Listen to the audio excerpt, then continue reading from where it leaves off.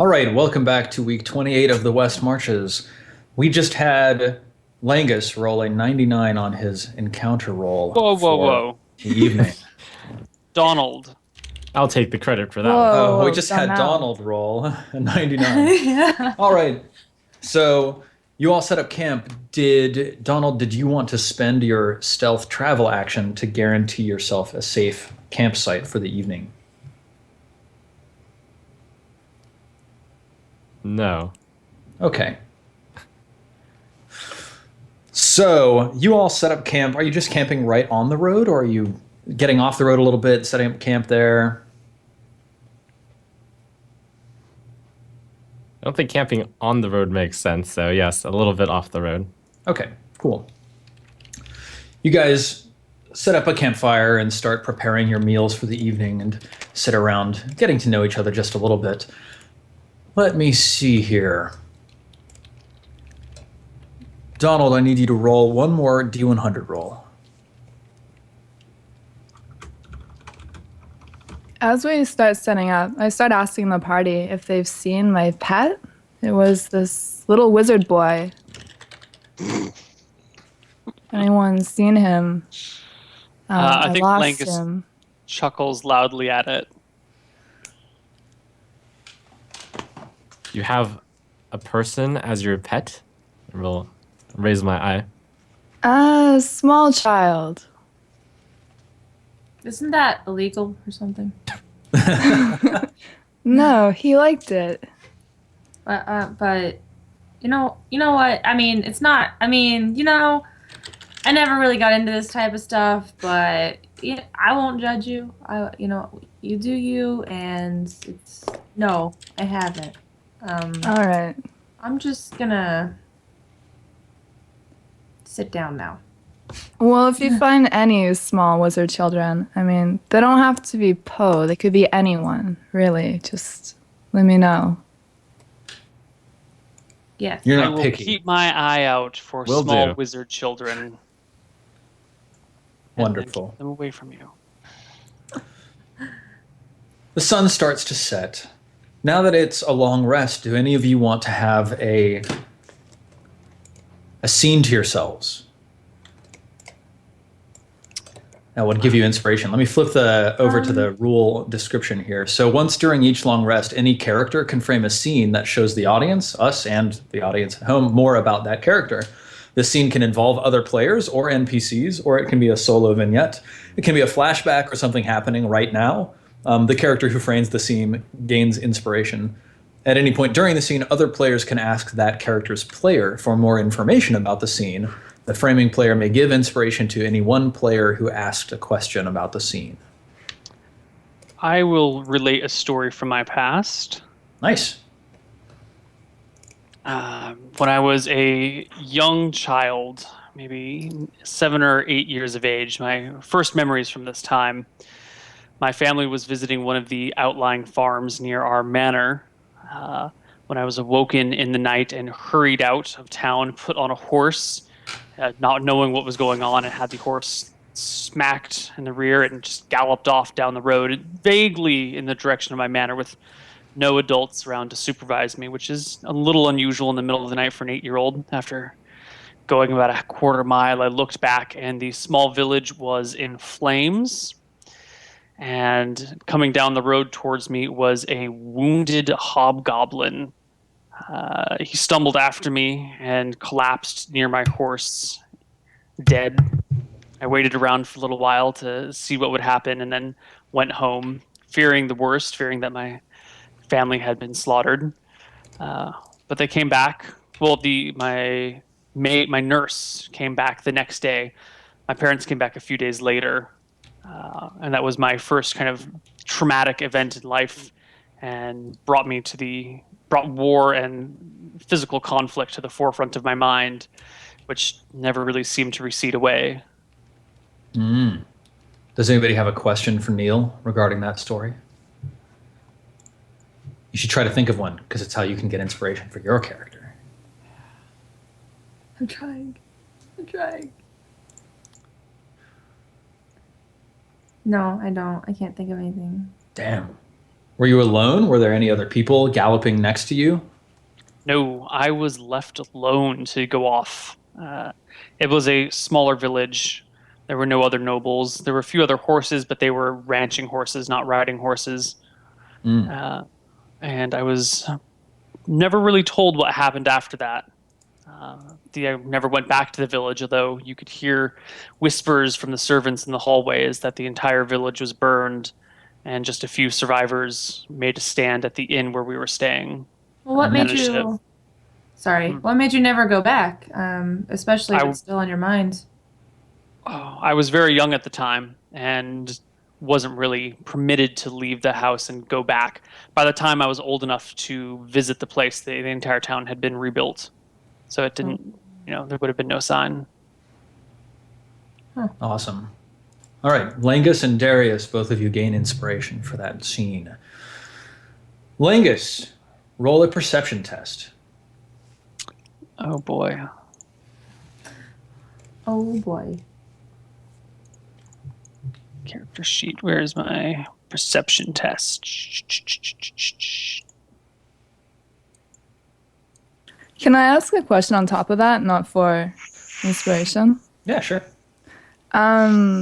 Langus, so if your god, Martha, that, Darius keeps mistaking me for, I see the resemblance, but if she was so great, why didn't she intervene?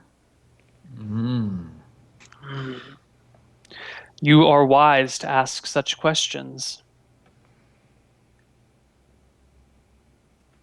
The end. False Oh, prophet. I was like, wait, I'm waiting for it. Okay. Just As the rest of your party is settling into sleep, Langus, and you yourself are turning your thoughts and your eyes into the flame and thinking about the fires of your childhood, finally, you snap to as you hear immediately to your right the clanking of armor. I stand with a lurch Yes. and reach for my shield. All right, your shield comes to your hand freely. It's right there. Immediately to your right, 5 feet away from you, you see a man. He is large, built. He stands probably 6.5 feet tall. He is clad entirely in black iron armor. He has a wicked-looking greatsword strapped to his back, and he's dropped a shield by the fire.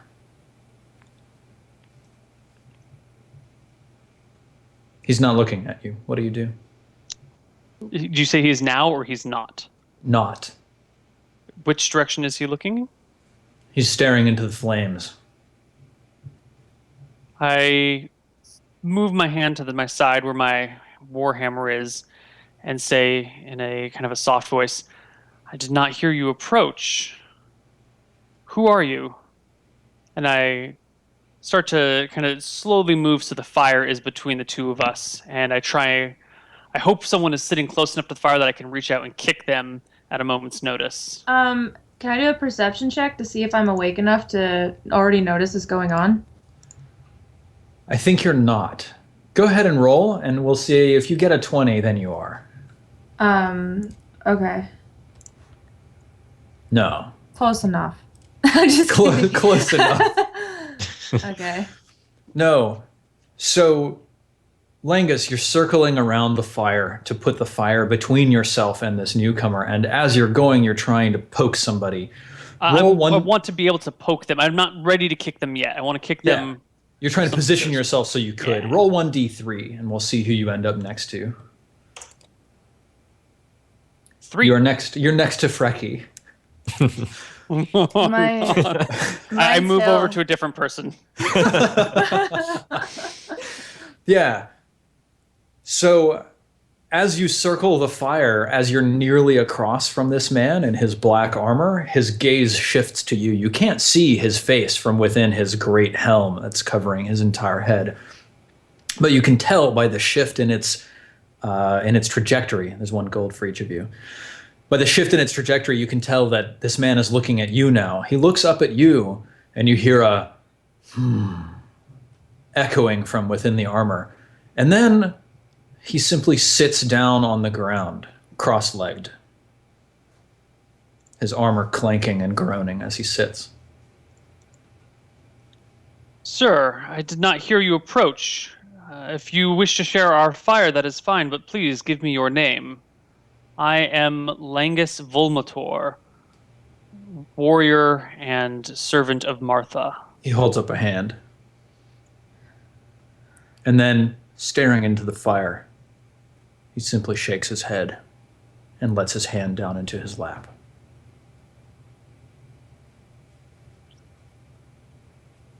I'm scared. I take a seat on the...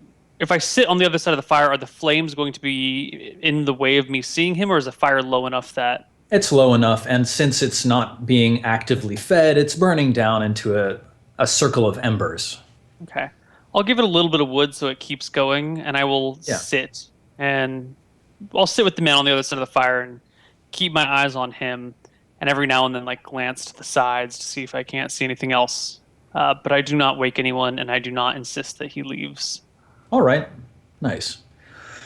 Your watch passes uneventfully. It comes about time for you to wake up Donald and pass the torch. What do you do? I shift over to Donald, rouse him gently, and then I go back to sitting because I am not going to sleep tonight. Okay, you're going to stay up the entire night. Oh, yeah. Nice. Strange Black Knight shows up out of nowhere. I'm not going to bed. And just sits and stares. Right, Donald. So Langus wakes you up, and you immediately notice that there's a fifth party member in your group. A large man dressed in pitch black iron armor, plate mail covering his entire body, simply sitting cross-legged, his hands in his laps, a shield at his side, a great sword on his back, and he's simply staring into the flames. Oh. Oh, Langus, is this one of your friends? I think he's mute.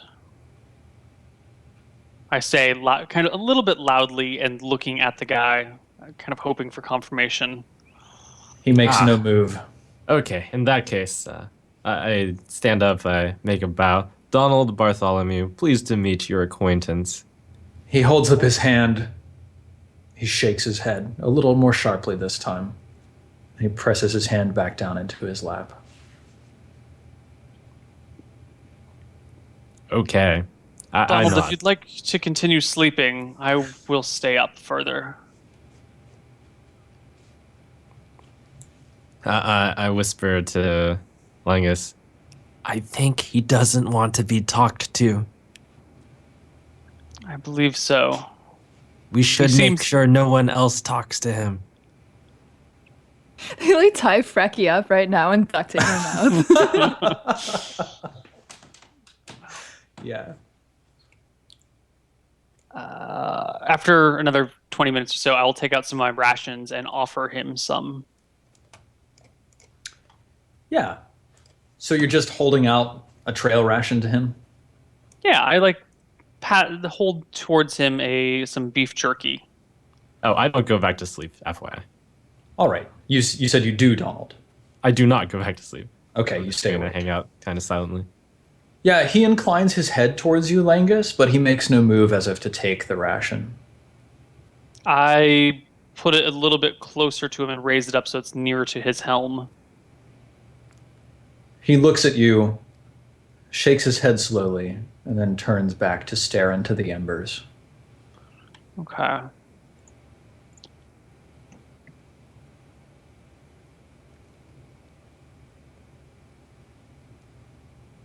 Donald, would you give me a perception test? Sure.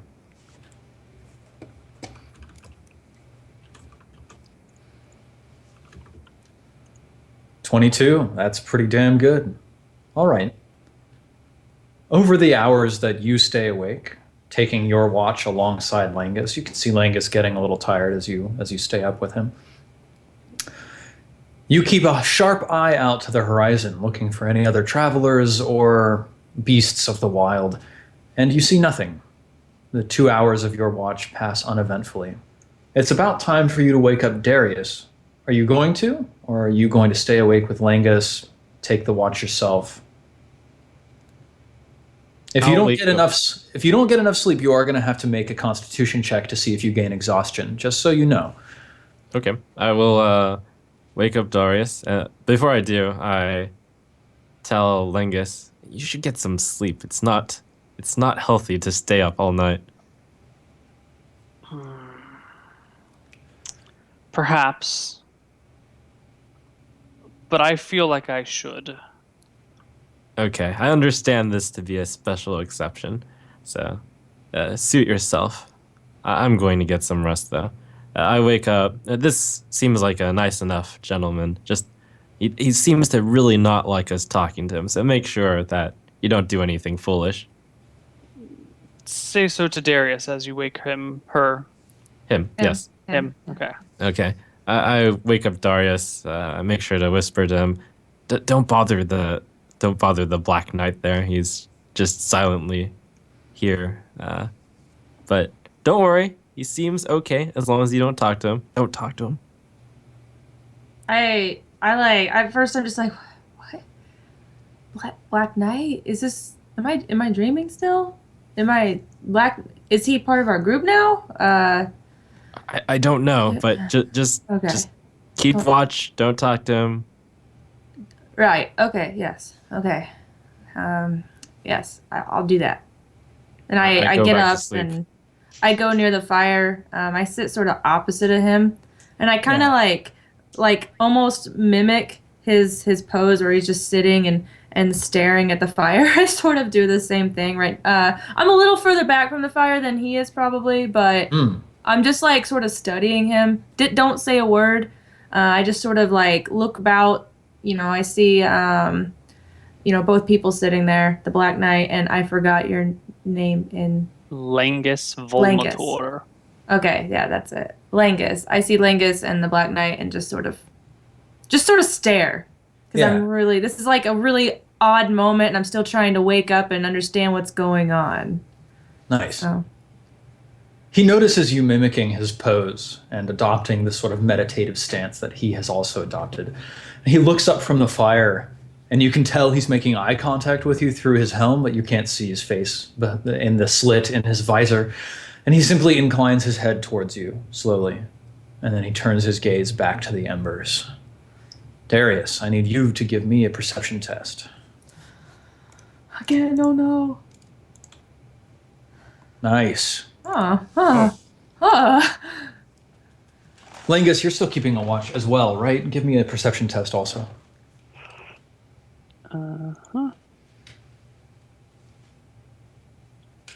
Nice. Not bad. All right. The hours crawl by. The stars overhead wheel in their turn about the earth. Darius, you're the first to notice in the wee hours of the morning, probably 2 or 3 a.m., you hear a strange chittering noise. It seems to be coming from a great distance, but as you sit meditatively before the fire, you hear it happen more and more frequently, and as if it is encroaching more and more closely upon your position. Is it coming from all directions or just one? It seems to be coming primarily from off to your right, though a wide arc off to your right. Okay.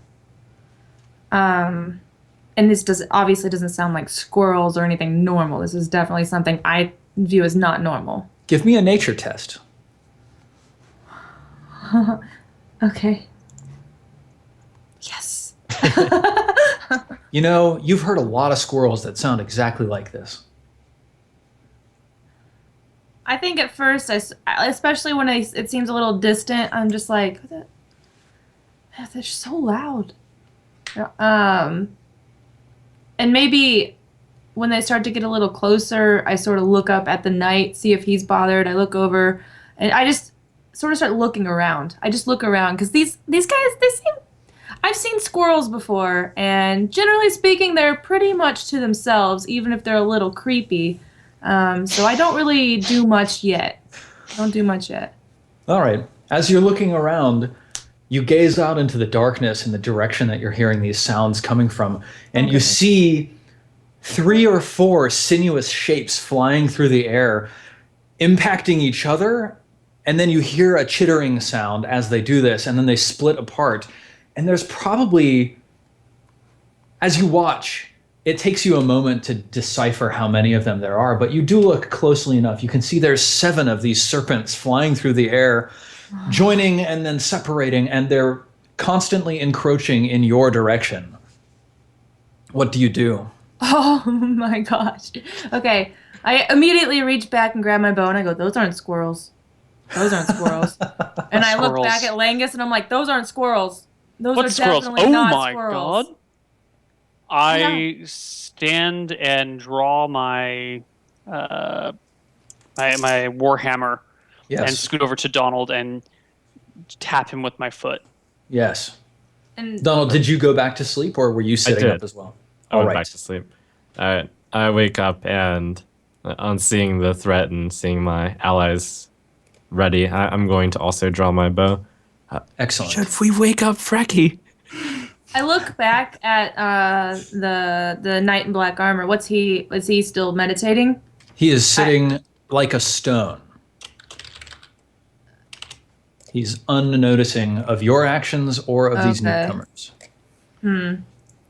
I guess I sort of like do my sort of bow to him, mimicking what he did to me, and then I just leave the campfire and go next to the party. And without, oh god, this is a hard decision. I don't really know what Frecky's capable of, but this seems like creepy flying ghost thing monsters seem really important, and having her on our side might be helpful to fight them. So I just sort of look at them and then go and nudge her. I go from being in like a really curled up, cat-like sleeping position, and I just slowly start stretching, Nice. unaware of my surroundings. And I might regret this, but I pet her belly. While she's At stretching. first, Yeah, while more. she's stretching. It's like it's a cat. You got it. Oh, you're stretching? Here, let me pet your Totally. belly. Absolutely true. And I whisper, we need to get up. Something's coming towards us. All right. Let's see. I'm just placing I'm like, you that's 4 it? around the campfire over Okay, here. yeah. And I just pick my bow back up and I draw it and get an arrow ready. Let's see. I say these are 2 coincidences at once. They might be linked. We should wait before acting. So the 4 of you are here on the map. Can you see where I've placed you? Oh, let me. I don't see where we are. I will ping the map again and it will be more obvious. Let's see. Oh, I see. Yeah. Yeah, here we are. Oh. So there's this big guy in black armor. Where are the 4 of you in respect to where he is? Are you all on the opposite side of the fire? Is that A, the guy? Yes, the skull with the A. And I think they're coming. Everybody from, moves away. Oh, wait, it's a I would skull be- token? That changes everything. All right. I would probably be over because I just woke her up, so I'd probably be about right Next to there. I Frecky. guess. Yeah. Sure. All right. And then we've got some snakes. I'll drag them out. Oh, they're only snakes? Oh, I thought they were a real threat. I don't know. I've Serpents? died to Flying everything. serpents? Yeah, flying serpents that can go together and come apart again. I don't know, man. Right. So.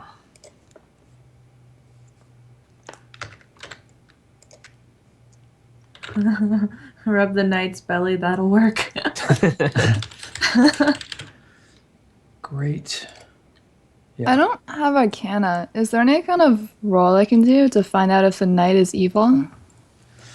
I don't think you can just do a roll to do that. But if you had some sort of a spell you could cast, you might be able to find out. All right, let's see. These snakes, they're probably significantly further away than I currently have them. I'll put them over here. Whoops. Yeah. There, that's how far they are. So you can see them. They're off in dim light, so it's very difficult to see them from where you are now. There's a moon that's giving them a little bit of illumination, but yes. So now I need each of you to select your token and then click the roll initiative button on your character sheet. Okay. I do it right? Yes. Perfect. 50. What's that? Oh, that's the mysterious knight. Okay, I was like, what's that giant A behind us? Yeah. Why is there a crazy red monster next to us? How do we do it again? Select your token on the battle map, so you'll select Frecky, and then on your character sheet you'll click initiative.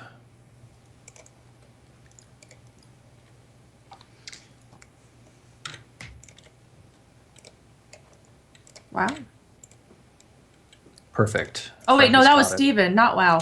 Not wow at all. Wow, indeed. Wow. No, not wow. I'm going to put some numbers up on these snakes as well so we can differentiate them from each other. They are getting some good initiative rolls. All right, there we go. So, Oh my God. Sending. Holy shit. We're dead. Yep. Y'all about to get pwned. That's fine. There's only You guys- 20 of them. You guys had a good run. Two. I run. I hear you're pretty good at that, Darius. Oops, that's 4. Yep. 5, 6, and then 7. Okay. Let's see, who goes first? It is flying snake number 1. How far do they move? They fly 60 feet. All right, this snake flies here. Oh god. You hear it see you, and then you hear it chitter and hiss, and then it flies, swooping in the direction of you and your campfire. Now, flying snake number 6 also advances, flying up here next to its compatriot. Flying snake number 5 flies here. Flying snake number 7, yeah. Starts flying around down to the south, trying to get a little bit of a flank. Flying snake number 3, yeah, flies there. Donald Bartholomew, it's your turn. There's been this horde of snakes come flying through the air, darting in your direction. What do you do? Take a quick glance at the knight. What's he doing? The knight is sitting, staring at the embers, meditating. Okay, I am going to step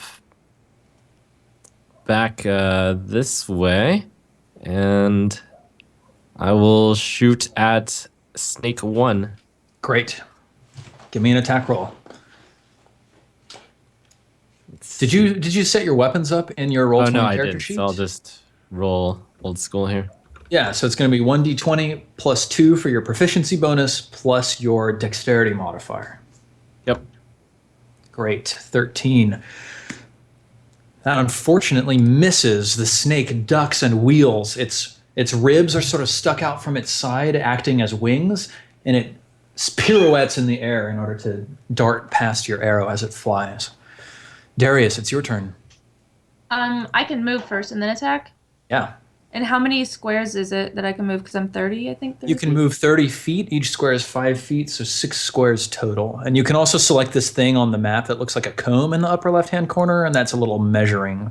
And there's another way of doing that also. If you pick up your token and then you hit the space bar once, it shows you the distance to where you're trying to move. Oh, okay. So I'm actually gonna I'm gonna move up and right there. It's about Great. 15 feet. You're standing And right next to the knight. I'm gonna actually lean down and whisper, "You should probably get out of here. Something's Okay. coming." And Holds up a hand and just shakes it, and then puts it back in his lap, stares into the embers. and I just I'm like, okay, and take aim at the first snake as well. All right, fire a shot.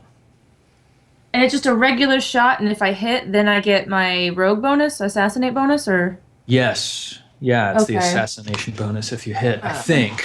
Let me double check what that does for you. Okay. Flipping through my poor falling apart player's handbook. LM Monk OPQR. Sorcerer. There we go. Go ahead and roll and then we'll see what happens. Is that right? Yeah, that's right. That's a hit, so let's see what Assassin does. Assassinate. You have advantage on attack rolls against any creature that hasn't taken a turn in the combat yet. In addition, you score any hit you score against a creature that is surprised is a critical hit. So this creature has already acted, so you don't have advantage against it. You could have been attacking one of the guys in the back over here and gotten advantage. We'll remember that for next time. You hit anyway. Oh, okay. So you deal 5 damage to snake number 1, which is a direct hit straight through its heart. It falls to the ground dead. All right, flying snake number 4 here does fly up as well, flying up over this way. And then flying snake number 2 spreads out also. Okay, Frecky, it's your turn. Casting Armor of Shadows takes a whole... Yeah, that's an turn, action. right? So it consumes your action for the turn. Actually, let me just double check that. Armor of Shadows. It might be like a reaction or something. Everybody mark down a 1 gold. Alter, animal, animate, anti-life, anti-magic, armor. Oh, it's mage armor is what you're casting. Yeah. Yes, Armor of Shadows allows you to cast mage armor as a cantrip. So that is simply it's an action to cast that. Yes. I still have Armor of a... Okay, it's just the wrong name, but it's the right spell. Okay. Yes. All right. So you cast mage armor on yourself. So No. Mage armor, no? No, Okay. no. I'm fully awake now, and I see these snakes coming at me, and honestly, they look kind of friendly. They look kind of hellish, Very much. but it doesn't mean that I don't try to burning hands friendly critters. Also true. Very true. So I'm not sure. I guess it's a cone 15 feet out. So maybe I can hit 4, 5? The way to think about this is that you can hit any square that's 3 squares on a side. So, for example, you could burning hands these 2, for example. Pretty much it looks like you can only hit 2 of them maximum. I'll take it. Okay. So you need to step up so that you're right next to the square that I've drawn if you want to hit those 2. But then you can cast it. How close? Right next to the square that I've drawn. So, for example, here. Can I be here? You could be 'Cause it's here. 5? Yes, and then the square would look like this, and you'd still hit both of them, yeah. All right. I'll cast it from back there. Fantastic. Click that button. I gotta get back to it. Wow, look at that. Holy crap. So this is a dexterity saving throw is required here. You deal 14 fire damage to anything that fails the save, and on a successful save you deal half of that, so 7 damage on a successful save. They will both die either way. So let's just 1d20 plus 4. Nice. Both of them succeeded, but both of them burnt to a crisp in the air. They did a little pirouette to try and avoid the bulk of the flames, which was successful, but both of them crispy little snake critters lying on the ground now. I just grin and I kind of wave my hands after I do the spell. Just keep moving them. All right. The mysterious knight stares into the fire, and then, almost as if he didn't move, he's on his feet all of a sudden. And then his sword is in his hand and it's stretched out, pointing at the serpents. Would each of you make a wisdom saving throw?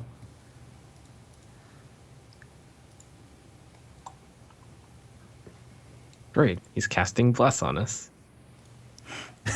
Which requires a saving throw for some reason.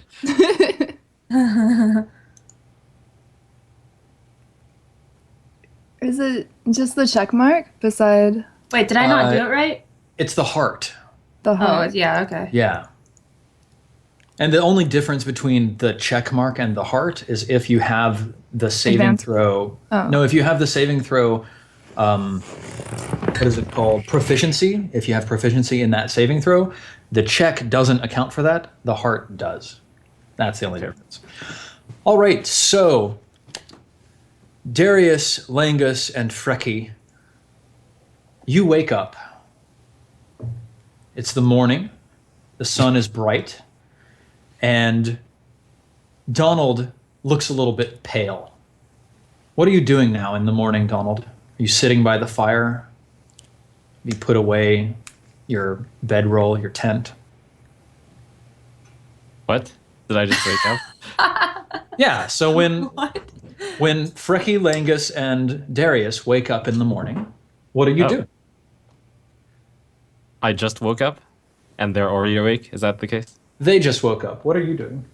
Do I remember the last 10 minutes? Oh, yes. You remember quite a lot. We'll get to that. But we don't. Okay. Yeah.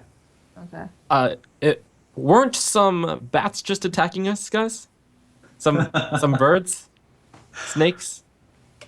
I grab my bow and I'm like, wait, where? Snakes? Really? Where?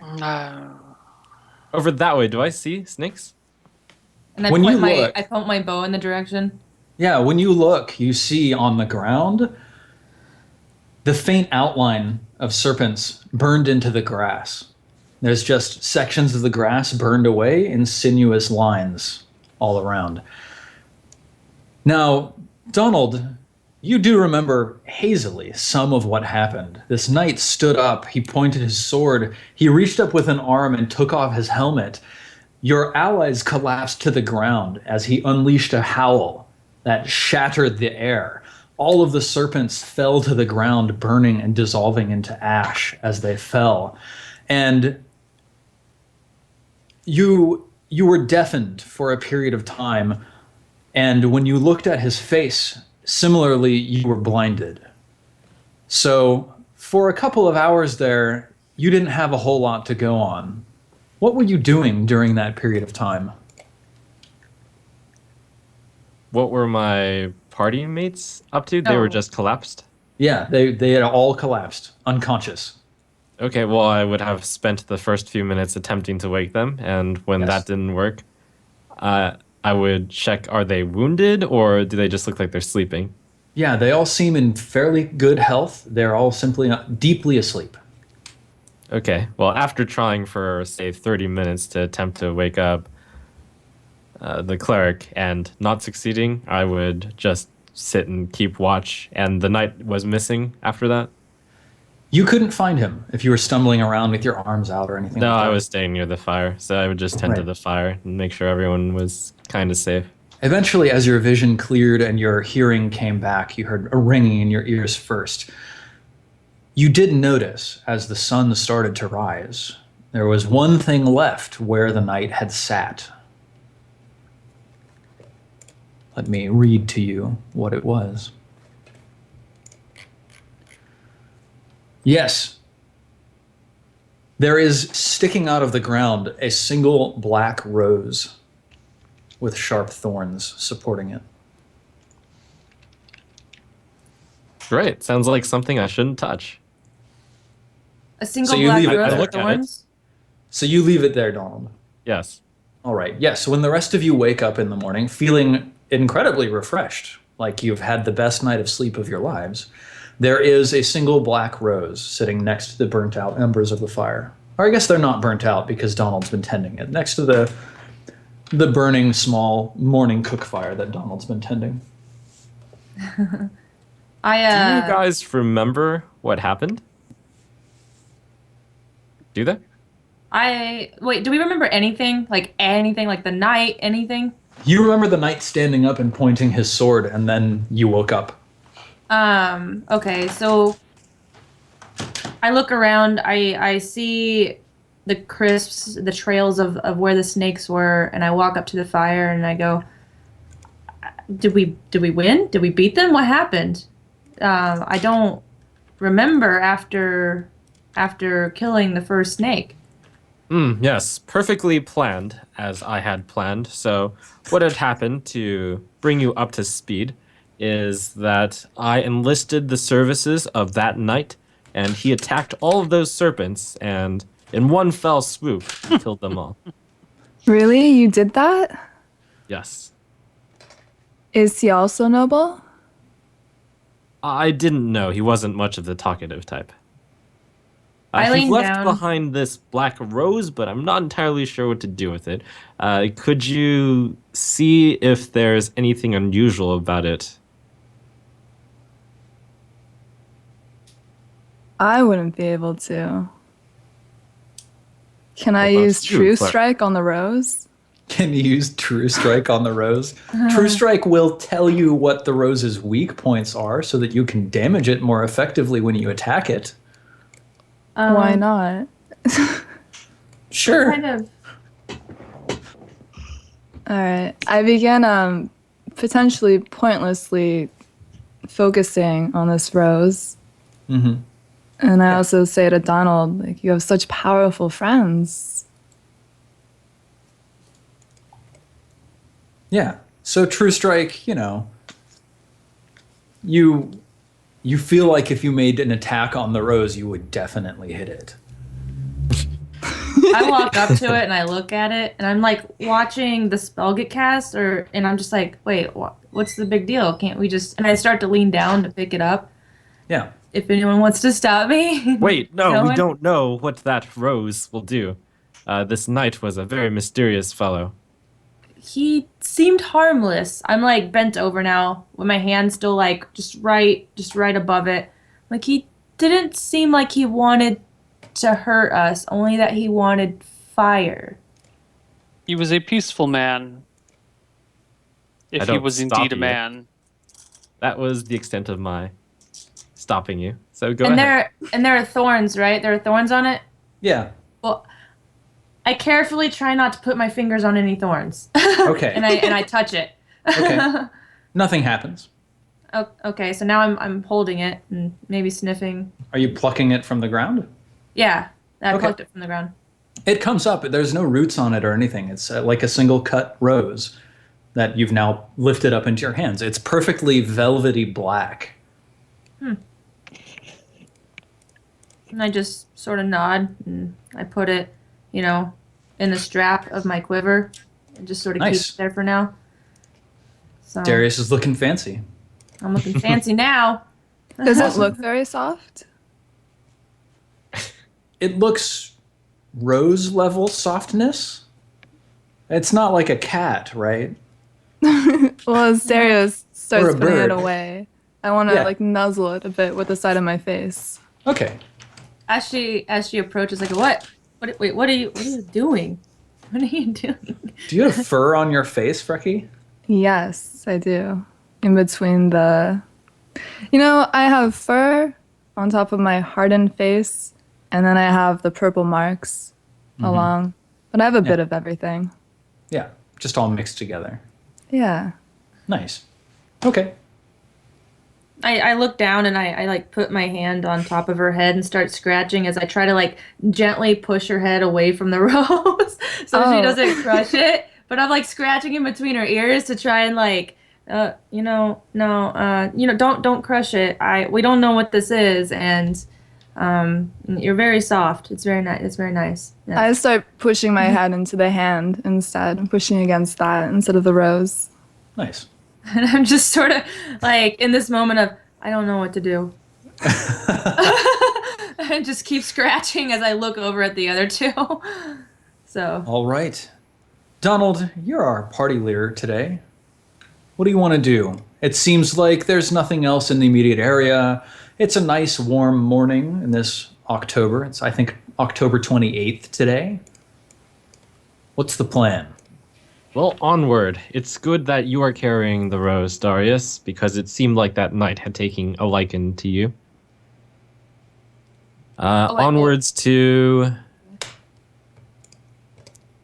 that person. What's his name again? Baldred. Baldred. Is his name. Okay. All right. So Once again, we're going to roll for some travel. So go ahead and move yourself 1 hex and then roll 1d100 twice. Can I cast my free mage armor now? Mage armor doesn't last very long. It lasts for I think- 8 hours, I think. Oh, is it 8 hours? Let me look it up really quick while Donald is rolling 1d100. Okay. I did not move it yet. I don't think I can move the thing currently, but I move it 1 to the right. Okay. All right. Let's see. Mage armor. Yes, it's 8 hours. So yes, you can cast it now if you want. Do you do so? I do so. All right. And then if I can, I'd like to cast it again in another 8 hours. I think you can only cast it once per day. I think I can use it. Oh, okay, once a day? Okay. But I think I can use it independent of a spell slot as well. Yes, it doesn't take a spell slot. You can cast it for free. Well, hang on now. No, you can cast it on yourself at will without expending a spell slot or material components. Oh You my can god. cast it again in another 8 hours. Yep, absolutely. What So let me- treachery is this? It's warlock treachery. Value treachery. Mage armor. So what this does for you, your base armor class becomes 13 plus your dexterity modifier. I mean, think about it this way, Neil. It's either this or my Eldritch Blast does 10 times as much more damage. I, This is more balanced. I can appreciate someone who's prepared. Am I still scratching? Probably by now. You're By now casting, it's I'm just still sitting there like, oh my god, I don't it's know. been about 2 hours, so I don't think you're still scratching. No. I mean, if you want to be, I can walk alongside. It's just a bald spot on top of Frecky's head. Yeah. All right, Donald, make 2 more D100 rolls. And you can actually just press the up key in that box in order to show up your last thing. Oh, fantastic. Awesome. So those 4 hours pass uneventfully, and now you know that you're in the general vicinity of Baldred's hut. In order to find it, you're probably going to have to do a little bit of searching off to the south of the road. Who wants to lead the party in a survival test to see if you can find Baldred's hut? Come here. Survival. Wasn't that up your alley, Lingus?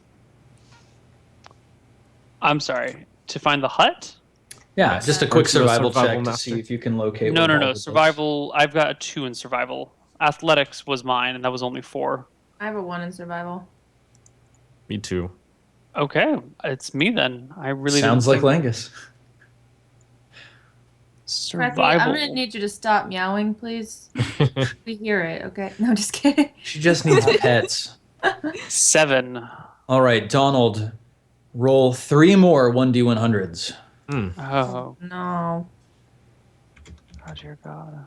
All right, it takes you another 3 hours before finally you circle your way around to a cave with, I think I said bead curtains? There's bead curtains out on the front of this cave.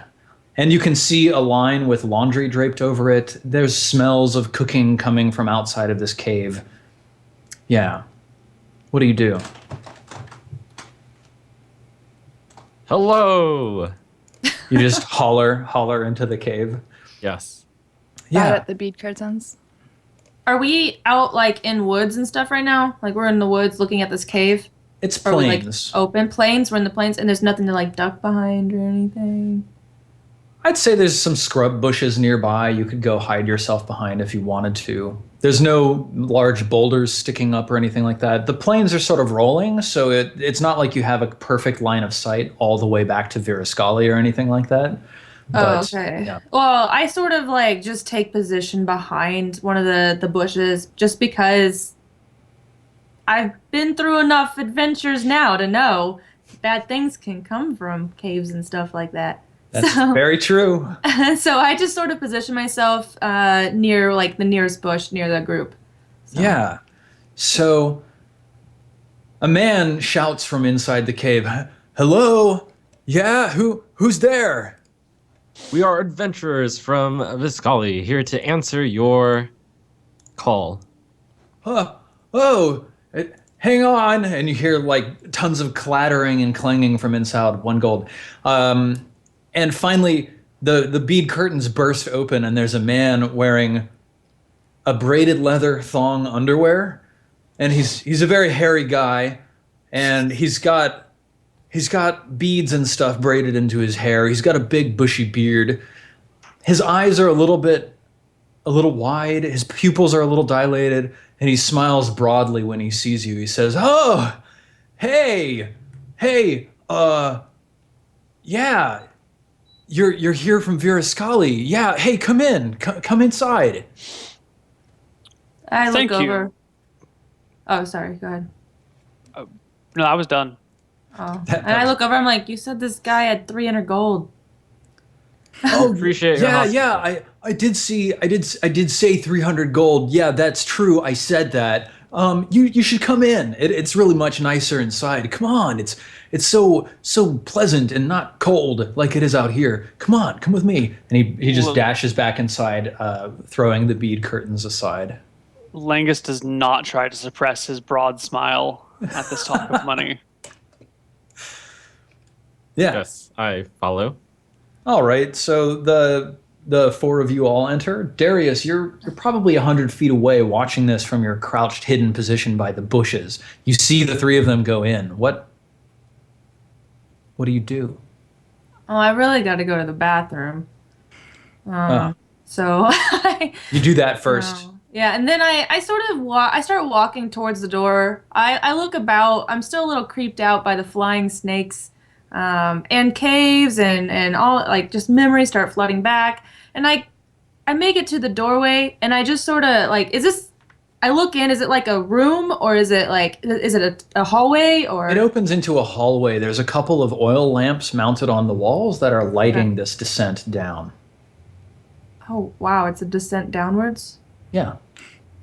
That changes everything. Your friends are gone. You don't see any sign of them. And I'm all alone. Yeah. You hear the wind whistling over the God. plains behind you. I I think meow out for Darius. You yell out. Meow out. Oh, okay. It sort of echo. I hear it echo as it goes up the stairs, and I sort of just go in, because I remember last time I was alone and how that didn't end so well for me. So I just go in. And Yeah. It's like, whatever. Yeah. Whatever. You head down the hall into a large central chamber. It's very homey. There's a table in the center with a number of foodstuffs spread out on it, some freshly baked bread. There's a bowl of stew over in a corner, cooking over a fire that's in a chimney that leads to the outside. There's another pair of doors. There's 1 gold for each of you. There's another pair of doors in here, one that seems to lead deeper, one that seems to lead to some sort of bedroom area. All along the back wall, there are beakers and alembics and retorts and alchemical items sort of stapled up onto the wall or resting on shelves, and they're all bubbling and hissing and exuding steam. Baldred is there in his full, mostly nude glory, looking very happy. He picks up a pipe that's resting on the counter, smoking gently, and he takes a few puffs, speaks out through a cloud of smoke, says, "Yeah, so you guys are here about the quest. Yeah, there's I've heard that there's an island out in a lake far to the southeast of here. The lake is called Lake Moran, and this island, there's like a jug or something, some kind of an urn, and water's flowing from it constantly, pouring out of the jug. And I don't know if that's where the lake comes from or what, but it would be so useful for me to have that urn for myself. And if you gave it to me, I would totally give you 300 gold for it. I'm good for it, guys. I promise." May we see this gold ahead of time? Yeah, you could see some of it. Yeah, absolutely. Here, hey man, would you hold my pipe? Of course. You can feel free to, have a puff if you want. I'll be right back. I walk in. I give it a sniff. Yeah, it smells tangy. I walk in, I take a seat next to Frecky, and just sort of look about. I like watch the guy, sort of unsure about this. Yeah. He goes down the hall that leads deeper into the earth. You hear his footsteps disappear. You're left alone for a moment with just each other. What do you do? You know, I've been conned before. It's okay that he doesn't have all the gold. We just have to find a way to make him work for it. That's what we'll do. Well, I think he's good for it. Look around. Don't you see? All of this stuff looks like it might be expensive equipment. I take a quick look around to. That's Yeah, a good see what they idea. have. We just take this if he doesn't have the gold. It's- Okay, got it. That's It's a good high idea. quality alchemical equipment. In fact, I don't know that any of you have ever seen an alchemist's shop with this much production equipment in it. Oh, really? But we I could look take for a him. place to set the pipe down. Yeah. There's a table. You can just set it down. I just put it down. Okay. Shortly, you hear his feet tamping as he comes up the hallway. He's carrying a small wooden chest, finely made. He comes out of the bead curtains, pushing them aside. They clatter and jingle as he comes out. He says, "Yeah, here, take a look. I just want you to know this is all on the up and up. I've got the cash. If you guys can get me what I need, then all of this can be yours." And he just opens the chest. I like flinch and jump back. Yeah, you flinch and jump back, and there's a large pile of gold sitting in the chest. Oh. And what else would you find in a chest? What indeed? I arch a brow, and I'm like, well, if we're going to do this, I mean, based on what I see around here, is there anything that you can maybe give us? That way it will help us in our journey there. I mean, some of the stuff we've seen coming here, we might encounter some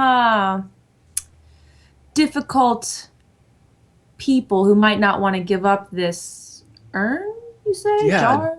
Difficult people who might not want to give up the urn. I don't think there's any people on the island. It's pretty small, but yeah, I don't really know that I have anything that's really valuable to you.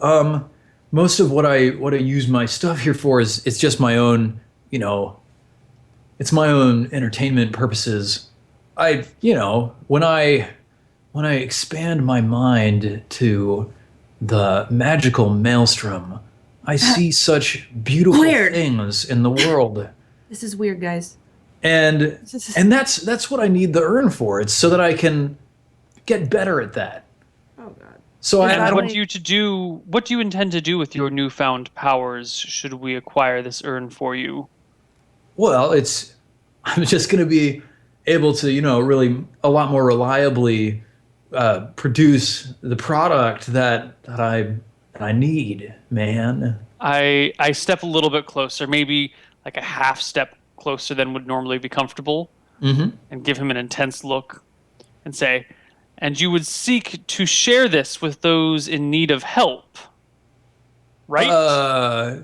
Give me an intimidation check. Oh, I'm not very intimidating. I'm more of a moral compass. You're stepping outside of your instincts here a little bit. Yeah. Where's intimidation? Oh, God. Are you also an activist, Neil, for like the short supply of fresh drinking water? No, but I'm a lawful good person who wishes to see good done in the world. 15. Yeah, he sort of shakes his head, holds up his hand in front of him, and says, "Hey, man, yeah, no, of course I'd help you out. Listen, Not yeah, me. There are many sick and injured. You seem like a trained I go, alchemist who could provide assistance to others. well, And us. yeah, I mean, I guess I'm not trained as like a doctor or anything like that. I'm actually more of an oracle. I use the herbs and mushrooms to help open my mind to the possibilities. So, like I'm always The gods always happy speak to to help us. people with, oracular visions, but I'm not a healer, man. Listen, There you are guys- many you guys ways to seem help cool. people. If you commune with the gods and share your wisdom with others, we will take this job for you. Yeah, that's the whole plan, man. A noble task. That's what I Great. thought. So we're gonna go get this urn so this guy can get high. Okay, let's do it. Now, Beldred, where did He you hears that and hear he kind of about laughs. He this? says, "Right on." Where did you hear about this urn? Did you see it in a vision? Yeah, no. I have to cart water down here all the time, man, and it's really a hassle so that I can grow, the herbs and stuff that I need. So if I had the urn, I could just leave that set up over my grow op, and I would be a lot more free to just pursue the visions that come to me. This urn creates endless water. Yeah. That's what I turned to the rest of the party. That wasn't the mission that you posted on the notice board. You posted that you wanted adventurers to investigate, not to bring you such a valuable item. Couldn't you up the reward since we're going to be doing more for you? What? Yeah. Shit. There are many towns out there who do not have access to clean drinking water. I sort of like walk up and I just like pat Langus on the back. I walk over to this guy. Is this guy clean? Is he like dirty looking? Yeah, he's fairly clean. He looks like he has bathed within the last few days. Okay, so he's just a little hairy and a little naked. So that's it. Yeah. Okay, Yeah. so I'm like, what he means to say is, if we get you this, you're a man of talent, and we do this for you, and you pay us, but you do something in return. You help us, so we can help others. And I sort of like wink to Langus. Yeah. Man, you're so right. I totally didn't phrase that correctly. I didn't really mean I just wanted you to investigate. I do actually want you to bring the urn back to me. That's the job, man. But you're right. I should have made that clear. And you came all the way out here. I'm sorry that you made this trip without knowing the full impact of the quest.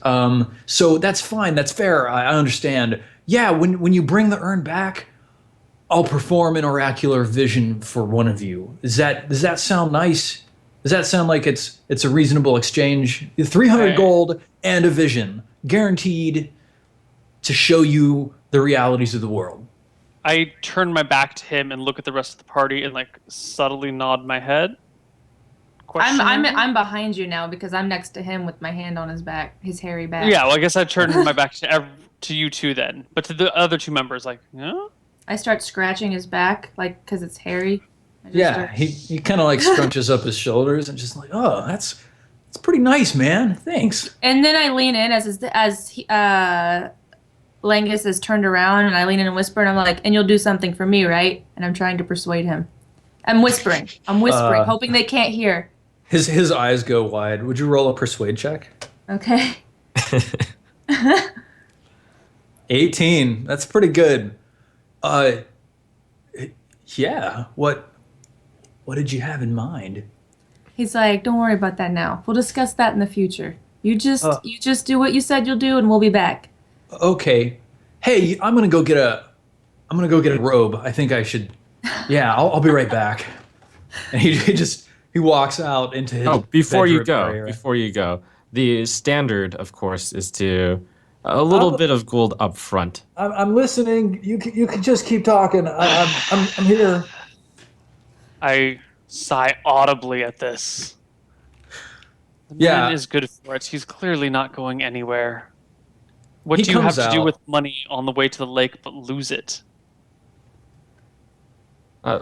Standard fare. I'm just asking for 1 gold up front, if that's okay. He comes out, and he's carrying a burlap sack, and he says, "Yeah," and he's wearing a robe now.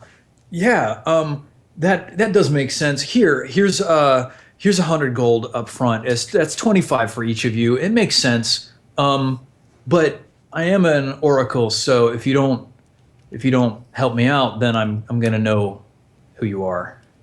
Can't you just tell now if we're gonna do it or not? The visions aren't always super clear, especially when adventurers are involved. Will you do it? Will we? I We shall nod. undertake this. Of I nod. course. All right. So, with the quest determined, I think it's time to move into our second break. We'll be back in about 5 minutes and continue into hour number 3 of the week 28 of the West Marches. What a stand-up guy.